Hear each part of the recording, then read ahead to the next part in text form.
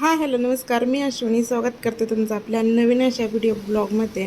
तर आम्ही काल रात्री आलो होतो, त्याच्यामुळे आता ह्या बॅग आहेत ना त्या तशाच राहिल्यात. आणि आज साईचा शाळेचा पहिलाच दिवस म्हणावा लागेल, कारण की त्याची शाळा चालू होऊन ना 4 दिवस झाले होते, पण त्याची ती सुट्टी झाली. त्याच्यामुळे आम्ही गावावरून आल्यानंतर ना त्याचा पहिलाच दिवस होता. तर तो आंघोळीला गेला आणि म्हटलं ही सगळा जो राडा आहे ना तो नंतर आवरून घ्यावा. आधी स्वयंपाकाला सुरुवात केली.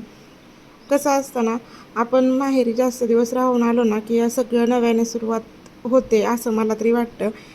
कारण की तिकडचे रुटीन आणि इकडचं रुटीन यामध्ये भरपूर असा फरक आहे. तर साईला बटाट्याची जी भाजी आहे ना सुक्की ती खूप आवडते, त्याच्यामुळे ती भाजी केली आणि त्यानंतर लगेच चपात्या पण करून घेतल्या. आता काल रात्री ज्यावेळेस आम्ही आलो ना 9-9:30 वाजले होते यायला. त्यानंतर ना साईला इतकं रडायला आलं की त्याला करमत नव्हतं. त्याला तिकडची आठवण येत होती मामाकडची. कसं असतं मुलांचं पण जास्त दिवस कुठं राहिलं ना की त्यांना इकडं करमत नाही. तर आज पण कृष्णाने तसाच त्रास दिला, तुम्हाला पुढे तर पाहायला मिळेलच. तर चला आता पटपट अशी कामं आवरून घेते. आता सासरी कसं आहे ना, किती कंटाळा आला किंवा नाही आला तरी सगळी कामं जी आहेत ना ती आपल्यालाच करावी लागतात. तर या इकडं ना चपात्या आणि भाजी करून घेतली. अजून भाकरी वगैरे करायच्या होत्या, पण कृष्णा काय राहतच नव्हता. आज त्याने ना भरपूर अशी किरकिर केली.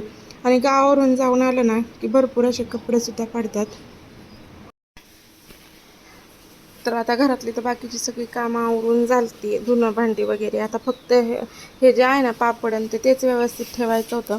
आता तात्पुरतं तरी आहे ना मी टिपामध्येच ठेवून दिलं, कारण की मला ही सगळी मांडणीची भांडी आहेत ना घासून घ्यायची आहेत.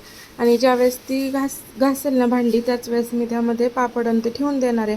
आता सेल्फी स्टिक आणली होती, म्हटलं चला त्याने आपल्याला व्हिडिओ करता येते का बघूया. तर त्याचंच ट्राय असं चालू होतं. आणि आमची इथले आंबे काय अजून संपनात, कारण की झाडाला ना भरपूर असे आंबे लागले होते. आणि तेच मग दुपारी म्हणजे आत्ता ते पिकलेले आहेत, त्याच्यामुळे आमचे आंबे खायला सुरुवात आत्ताशीच अशी झालेली आहे. आता साई शाळेतून आल्यानंतर आहे ना मला पहिल्यापासून सवय आहे की त्याची बॅग चेक करायची, त्याने सगळं आणलं आहे की नाही ते बघायचं. आणि त्यानंतर लगेच अभ्यास काय दिला आहे. तर तेच तो मला सांगत होता की हा अभ्यास दिला आहे म्हणून. तर तो लगेच काय अभ्यासाला बसत नाही. अभ्यास करता करता ना शाळेत जायचा दुसरा दिवस उजवतो, त्यावेळेस त्याची अभ्यासाला म्हणजे त्यावेळेस त्याचा अभ्यास होतो.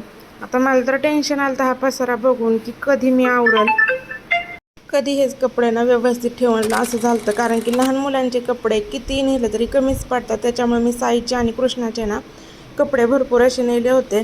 तर तेच कपडे आता सगळं व्यवस्थित आवरून झालं आणि त्यानंतर ना संध्याकाळच्या स्वयंपाकाला सुरुवात केली. तर आज करायची होती सोयाबीनची भाजी आणि त्यासाठी सोयाबीन तर भिजत घातले. आता हे जे पापड आहेत ना ते म्हटलं कसे फुलतात ते बघावं, कारण की उन्हाळी पदार्थ कोणता केला ना की आपल्याला एक आतुरता असते की तो पदार्थ कसा झाला आहे. तर तेच पापड तळून बघत होते, अगदी पांढरे शुभ्र असे ते झालेले आहेत. आणि सोयाबीन आहे ना साईला भरपूर असं आवडतं, त्याच्यामुळे ते सुक्कंच केलं. पातळ भाजी पण त्याची छान लागते, पण मुलांचं कसं असतं त्यांना सुक्याच भाज्या जास्त आवडतात.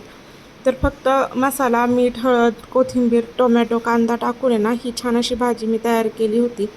आता संध्याकाळचं आहे ना मस्त असं गावाकडचं वातावरण बघा तुम्ही. अगदी ढग लाल लाल झाले होते. पण अजून जून महिना संपत आला तरी पावसाचा तपासच नाही आहे. काय माहिती की आता दुष्काळ पडेल का काय, अशीच परिस्थिती निर्माण झालेली आहे. मग काय संध्याकाळी आहे ना बाहेर बसून संध्याकाळी सगळ्यांनी मस्त असं जेवण केलं. आता उन्हाळ्याचा दिवस म्हटल्यावर कसं असतं ना सगळे गावाकडे बाहेर बसतात आणि मस्तपैकी असं जेवण करतात. तर छोटासा व्हिडिओ होता, आवडला असल्यास ना आपला चॅनल लाईक, शेअर आणि सबस्क्राईब करा. व्हिडिओ पाहिल्याबद्दल धन्यवाद.